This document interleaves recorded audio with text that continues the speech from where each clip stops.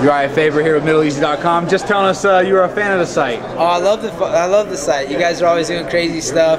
Fun. It's a fun site. We just did a little bit of a remodeling, added a lesson in Street MMA tab, so you can go there and see all your favorite Street MMA fights. Have you ever been in any street altercations? I've been in a couple in my day. I'm not one to start fights, but I'll finish them. Yeah, I don't take much crap from people. So I've had one or two fights in my day. I say, being a smaller guy, people I'm sure picked fights with you, or unassuming that you were such a badass. Did you ever kind of get the best of somebody that was much bigger than you? Oh, quite a few times, yeah. I've got some good stories. I've been in some fights with big guys before, yeah. So what's going on with you, man?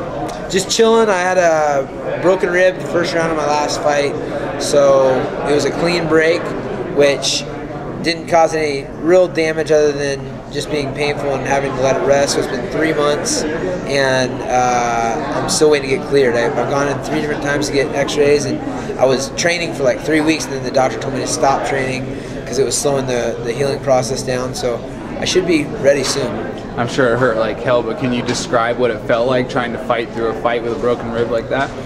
You know what? I'm no stranger to having little injuries during fights, so it just sucks. You know, you're in there, you're preparing all this time to go put your best foot forward, and I've had, worse things. I've had broken hands, and Jose Aldo kicked the crap out of my leg. That was pretty painful. Did you ever heal up 100% from that?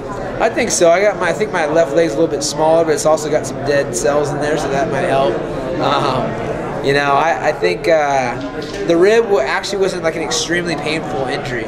It was just debilitating. Like, you could feel it the whole time, and it was hard to get like really extended and stuff like that. But I had a good poker face in there, and it wasn't like I was showing anything. And I think that's because ribs are painful a little bit, but they're not completely debilitating. How important is it for you to hide stuff like that during a fight? I think it's really important. A good fighter will, sweep the leg, Johnny. The old Karate Kid, So you want to basically put on a poker face. That's the same thing when you're tired. Same thing when you're anything. It's always about having that front that nothing phases you. I didn't tell my corner because I don't feel like there's anything they could do, and I don't want them worrying about it. But it is what it is. This is a tough sport, and it wasn't like an accidental thing. He kneed me in the rib, so kudos to him. What are your thoughts on your division, and have they told you anything, or do you have any hopes for anything coming up? I am hoping just to be on a big card soon. I think I have to get this rib cleared by the doctor before they'll actually give me a fight.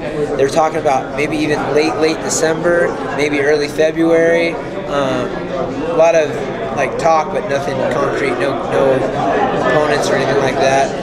I had a couple opponents in mind that I thought they might give me, and that they've been handed fights. So I don't think I'm going to fight any of those guys. The division's tough. We got Dominic Cruz has got to heal up, and Hanan Barao is very, very tough. I felt that firsthand. He's a very good fighter. We've got TJ Dillashaw, who's one of my top training partners, who's on the grind. I mean, it's a coin toss between he and I these days. So excited to see him continue to go, and there's a lot of guys in the weight. I had just a few more questions for you. I know I heard there's a kind of an unspoken bond between you and Nick Diaz where your teams won't fight each other. Can you explain how that started and what the actual agreement was? I don't know exactly how that really started, other than we're both in Northern California and we train together, and the Diaz brothers, you say what you will about them, they're like really, really loyal type of guys, like as loyal as it gets, and we've just been friends. So it's not like something that's completely out of the question, but it's like, we'll talk it over first. I always like those guys. Those guys kind of have the same mentality that I have as fighters, not necessarily coming off the same type of personalities, which is fine, but I really like the way they fight. So we've trained together and are friends, and so that's kind of the way it is. And like us, I'm sure you're a fan of Ronda Rousey. What are your thoughts on her in women's MMA, and then possibly seeing her in the UFC? I think it's awesome. I think it's going to happen. Dana loves her, and that's a big step in the right direction, and it needs to happen. There's so many bad chicks out there, man.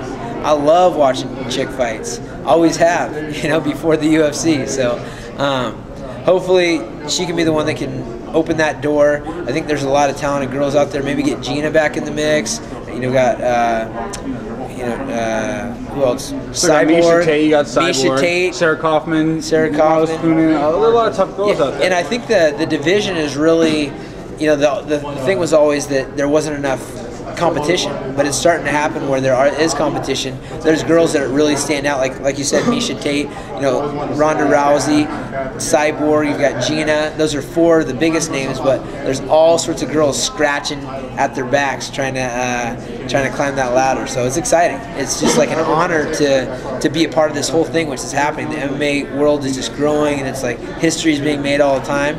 I would love to be a part of something like that. Urijah, thanks for taking the time with MiddleEasy. Is there anything you want to tell our readers before we let you go? I do. Phil Davis and I have been working on this awesome website called MMAdraft.com.